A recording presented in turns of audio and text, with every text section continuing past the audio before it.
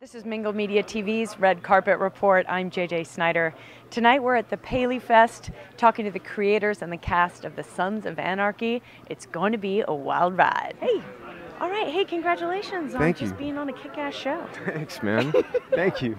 You're so welcome. This is sort of like your family that's here tonight. Oh, hell yeah. Absolutely, yeah. Yeah.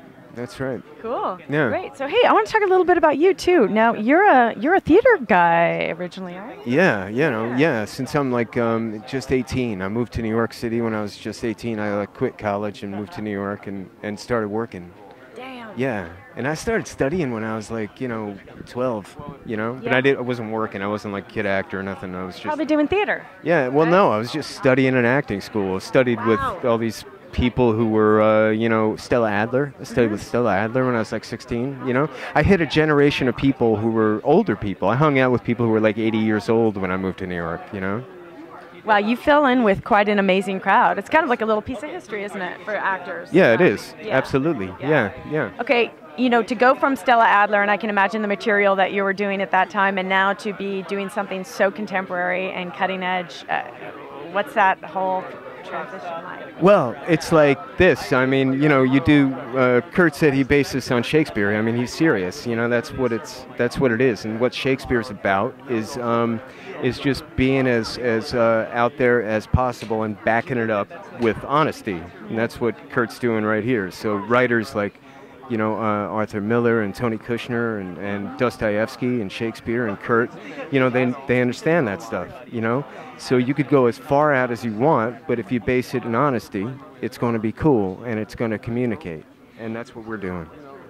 You have some pretty hardcore situations that you got to be a part of then. Yeah. Do you ever, just as yourself and as an actor, is it ever hard to really get there and justify those situations? Yeah, I mean, no, because I trust where it's coming from. So all I got to do is read it, and then I got to say, okay, well, that's happening now, and it's truthful. It's always written truthfully. You know what I mean? So it's easy to ingest, and it's easy to go through because you believe it. You know what I mean? How do you handle the violence with your character? How do you justify it? Well, I think this guy's had a real hard life, and I think the violence that comes to him is just kind of like, okay, here's another thing I got to deal with. And I think he's a survivor, and I think he's got a sensibility a lot like my sensibility, which is like, hey, man, whatever's coming at me, I'm going to be able to handle it. I'm going to figure out a way to handle it. And I think that's what his life is about, day to day, moment to moment. Anything could happen. Hey, cut off my fingers. Okay, what's next? Okay, I honestly have to ask you. What? Do you feel just a little bit more badass after being on the show? Because does it kind of wear off on you? Yeah. All these badass situations, these clothes and these bikes, come on. Yeah, I mean, I'm comfortable with that. I'm from Jersey, man. Oh, well, fuck, you're from Jersey. I'm a Jersey badass. I grew up, you got this role, dude. 20 minutes from New York City. I spent my whole life in New York City, before it was tame, so you're like California bikers. No, man, I just love it.